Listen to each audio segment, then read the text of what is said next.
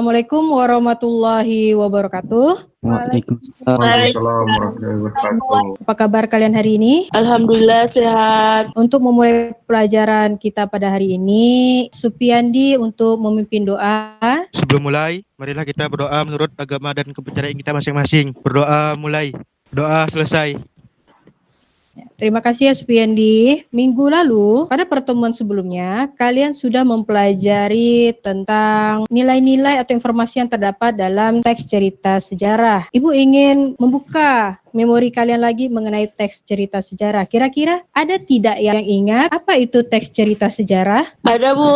Ya, silakan Amel. Teks cerita sejarah adalah teks yang menceritakan kejadian masa lalu yang memiliki sejarahnya. Terima kasih ya Amel. Bagus nih Amel. Teks cerita sejarah adalah teks yang menceritakan tentang masa lalu yang memiliki fakta yang memiliki nilai kesejarahan. Silakan kalian buka Google Classroom kalian dan isi presensi kalian. Ya, ini bagian presensi, jangan lupa diisi ya anak-anak. Hari ini kalian akan mempelajari tentang KD 3.4 yaitu menganalisis kebahasaan teks cerita sejarah. Tujuannya melalui pendekatan saintifik dengan model pembelajaran discovery learning, peserta didik dapat mengidentifikasi dan menganalisis kebahasaan teks cerita sejarah dengan tepat, didasari dengan kejujuran dan rasa tanggung jawab. Itu materi dan tujuan yang akan kita capai pada pembelajaran kita hari ini. Ini Ibu sudah siapkan. Ini pengertian teks cerita sejarah.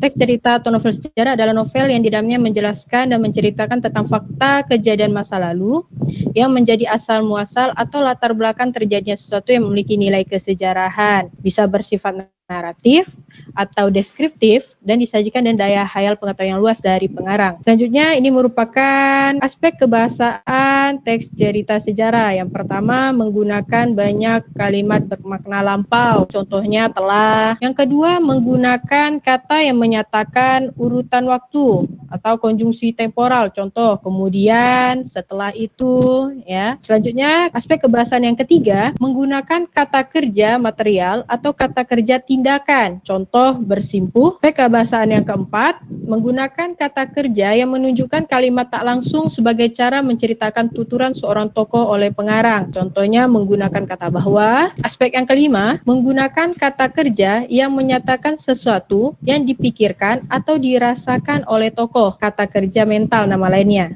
contohnya menghendaki, mengharapkan. Aspek yang keenam, menggunakan banyak dialog. Hal ini ditandai dengan tanda petik 2. Selanjutnya, yang terakhir, menggunakan kata-kata sifat descriptive language untuk menggambarkan tokoh, tempat, atau suasana. Bagaimana anak-anak bisa dipahami tadi mengenai aspek kebahasaan teks cerita sejarah? Siap, bisa Bu. Baiklah, ada yang ingin ditanyakan mengenai aspek kebahasaan teks cerita sejarah? Sampai sini Tidak ada. Ya, baik ya. Berarti bisa kalian mengerti penyampaian dari Ibu, ya. Siap, bisa Bu.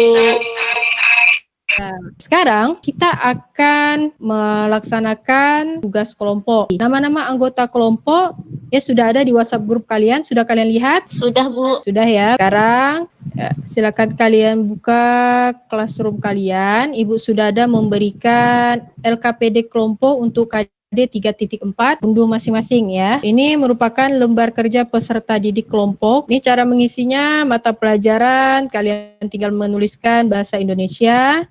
Nama anggota kelompok silakan dituliskan ya, misalnya ada Supiandi. Jurusan jangan lupa tuliskan jurusan kalian ya, 12 TKJA. Tuliskan tanggal pada hari ini. Ikuti langkah-langkahnya. Peserta didik membentuk kelompok dengan anggota 4 sampai 5 peserta didik. Peserta mengamati tadi salin dia mengenai teks cerita sejarah sudah. Selanjutnya kalian pahami ini teksnya. Setelah itu, kalian analisislah aspek kebahasaan dalam teks cerita sejarah menggunakan format tabel berikut ini. Cari kutipannya dan kalian tandai yang mana aspek kebahasaannya.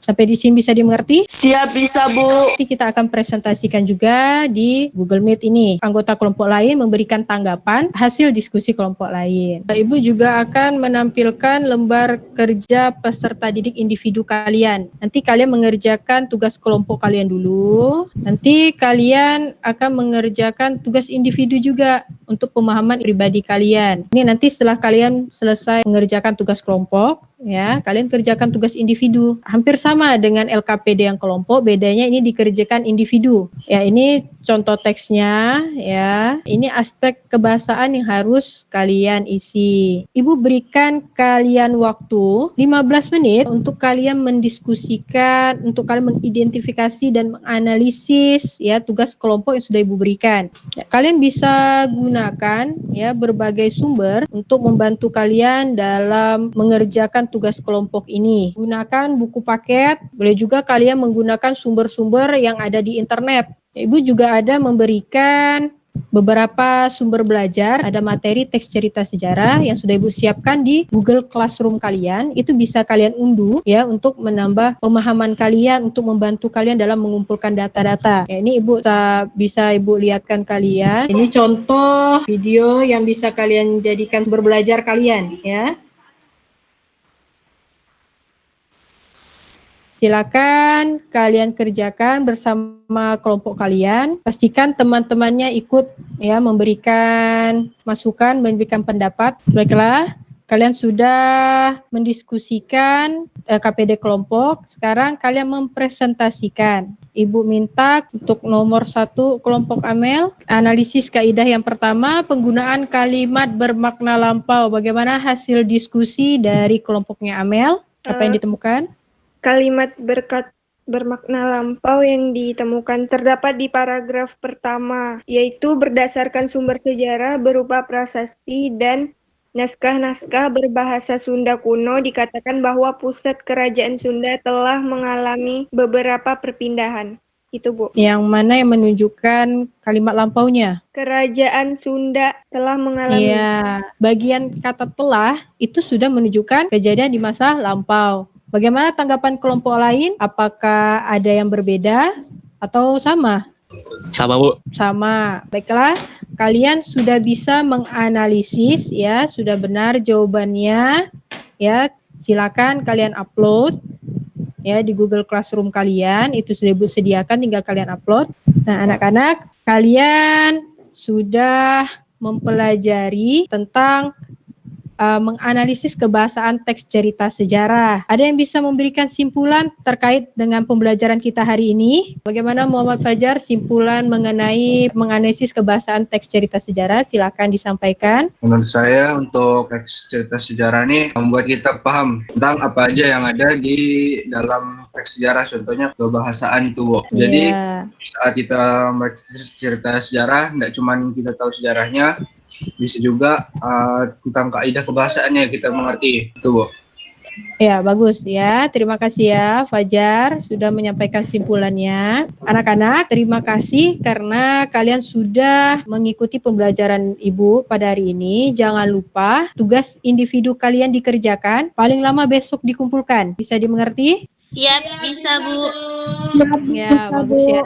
Ya, anak-anak, terima kasih ya karena kalian sudah mengikuti pelajaran Ibu pada hari ini mengenai menganalisis kebahasaan cerita sejarah. Anak, kalian sudah bisa menyimpulkan ya apa yang sudah kalian dapatkan hari ini. Selain kalian mengetahui tentang cerita masa lalu, kalian juga bisa menganalisis ya kan aspek kebahasaan dari teks cerita sejarah. Ibu ingatkan lagi ya, pada pertemuan selanjutnya kalian akan mempelajari tentang menulis teks cerita sejarah. Jangan lupa tugas individu kalian dikerjakan, paling lama besok dikumpulkan. Ibu ucapkan terima kasih karena kalian hari ini bersemangat dalam mengikuti pelajaran. Nah, untuk menutup pelajaran kita pada hari ini, Ibu ingin Fajar memimpin doa. Sebelum mengakhiri kegiatan belajar mengajar kita hari ini, marilah berdoa agama dan saya masing-masing. Berdoa dimulai.